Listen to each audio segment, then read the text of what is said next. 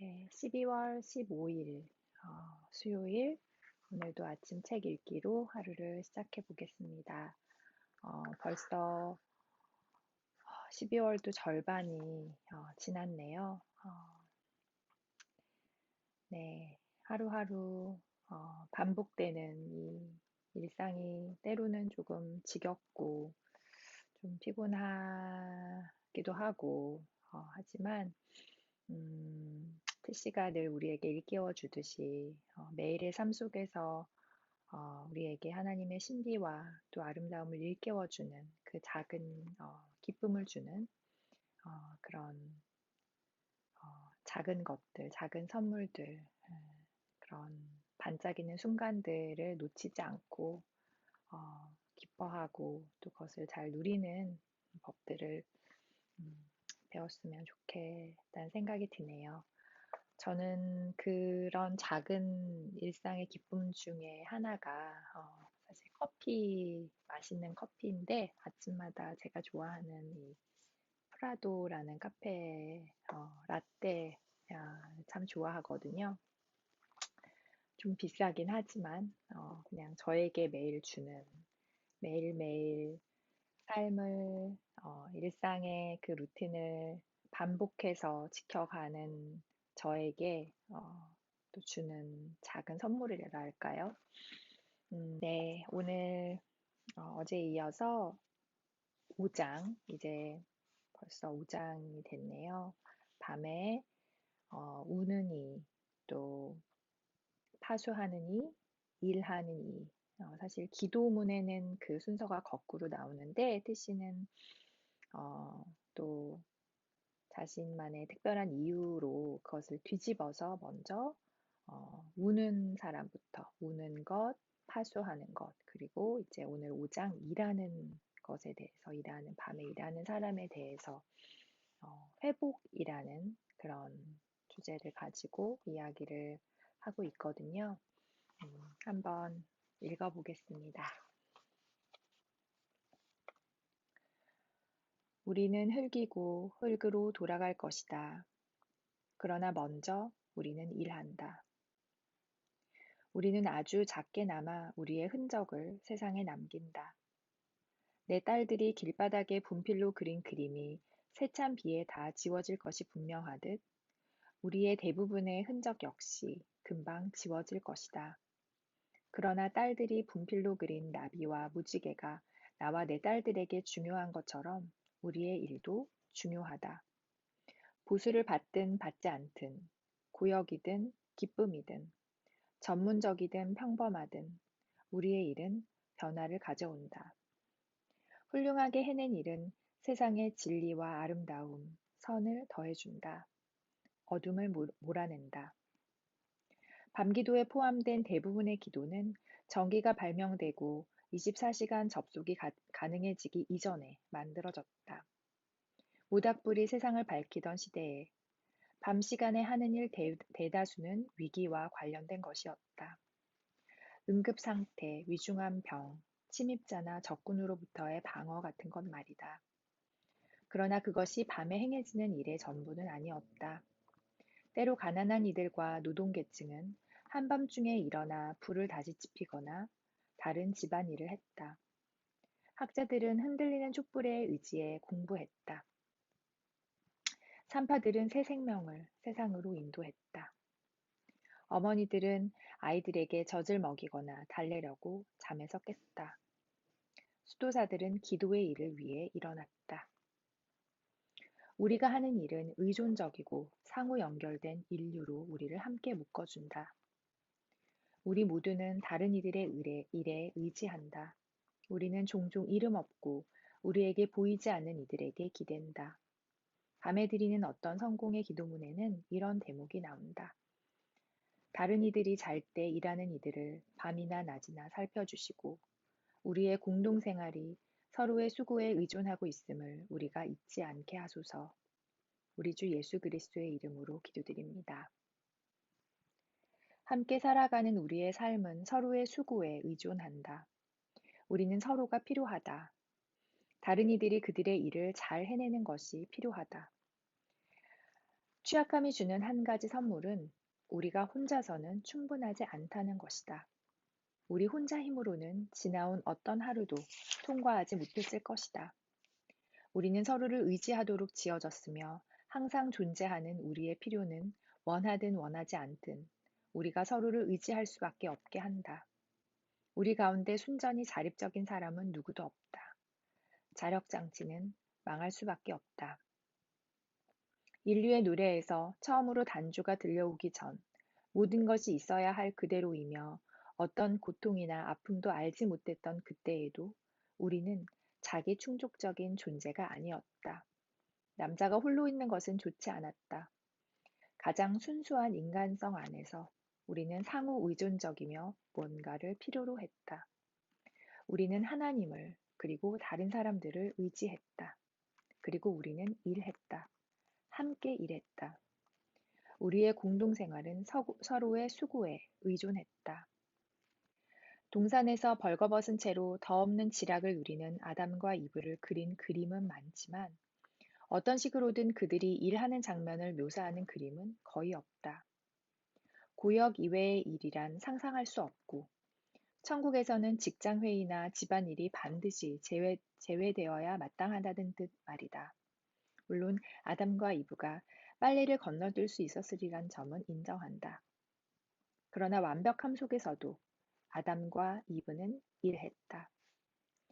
우리는 일과 창조성의 공동생활을 공유하도록 지어졌다. 그리고 만물이 구속될 때에도 우리가 갑자기 자율적이고 자립적인 슈퍼우먼과 슈퍼맨이 되지는 않을 것이다. 뭔가를 필요로 하는 존재가 되지 않을 일은 없다. 우리가 하나님과 서로를 필요로 하지 않을 때에는 오지 않을 것이다. 우리의 텔로스, 곧 궁극적인 목적은 공동체이지 자기 충족이 아니다. 향연이며 함께하는 삶이다. 지금도 우리는 이러한 구속의 비전을 향해 일한다. 울고 파소하지만 거기서 멈추지 않는다. 우리는 세상의 갱신을 향하여 수동적인 자세를 취하지 않는다. 우리가 공유하는 인간의 취약함은 우리를 행동으로, 즉 일로 부른다. 인간의 취약함에 대한 우리의 반응은 부분적으로 언제나 그것을 완화하고자 애쓰고 세상을 아주 약간이라도 더 평화롭고 안전하고 아름답고 정의롭고 진실하게 만드는 것이다. 소명을 통해 우리는 구체적이고 실제적인 방식으로 다른 사람들을 사랑하고자 애쓴다. 우리는 직업을 통해 이것을 한다. 즉, 고통을 줄이라는 요청이 자녀 양육에서 소방관, 육아 강습까지 정치인에서 의료인, 사회복지사까지 이르는 많은 소명을 낳는다. 그리고 우리는 교회로서 이런 일들을 한다. 2000년 동안 그리스도인들은 병원과 보육원, 장애인과 가난한 이들을 위한 집, 학교와 대학을 지었다. 이것을 넘어 우리는 상처 입은 사람들을 일상적으로 돌본다.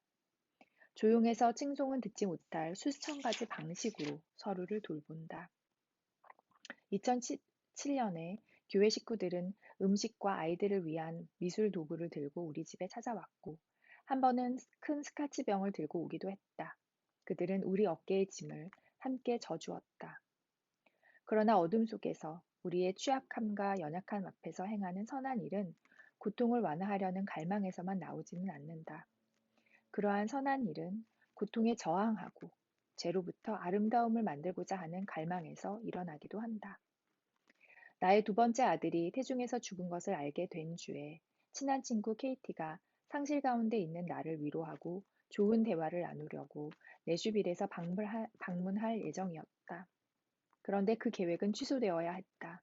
바로 그 주에 케이티가 공격성이 강한 암에 걸린 것을 알게 되었기 때문이다. 나는 울면서 남편에게 그 소식을 전했고 남편 역시 울면서 딸들에게 케이티를 위해 기도하자고 부탁했다. 진단을 받은 뒤 케이티는 곧바로 몇 개월간 화학치료에 들어갔다.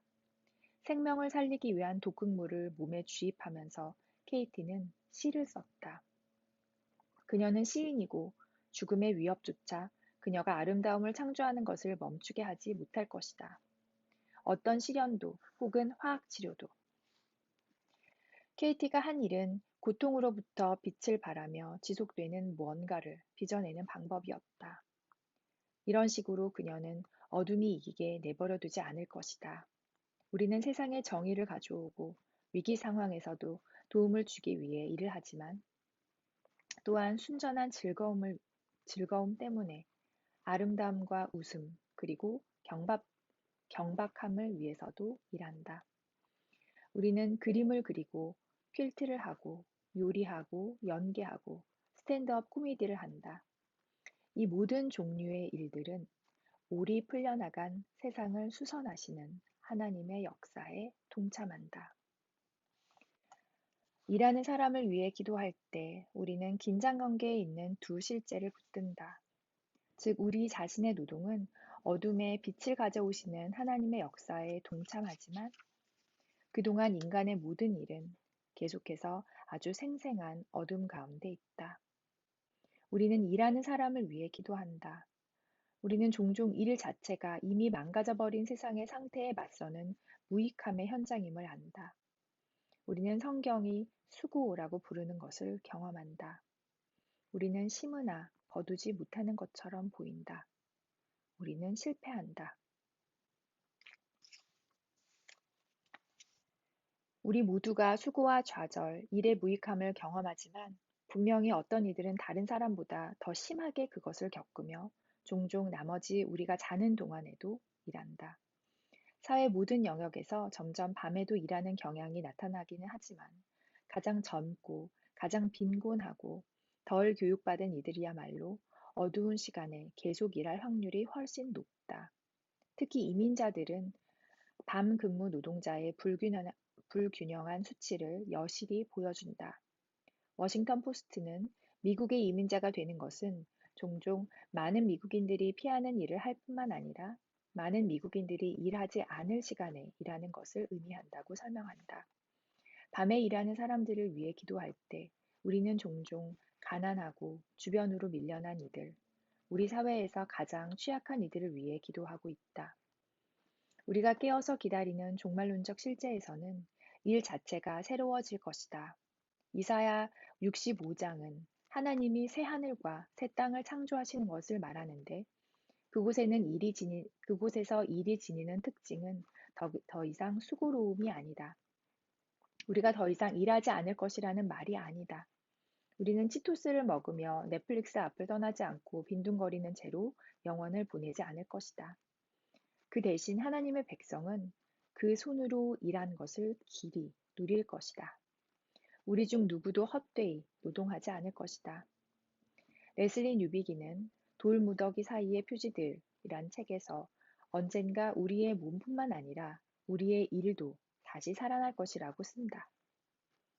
시간이 실패의 먼지 속에 묻어버린 것처럼 보였던 하나님 백성들의 모든 신실한 노동은 다시 일으켜 세워지고 그곳에서 그 새 나라에서 변모된 모습으로 발견될 것이다.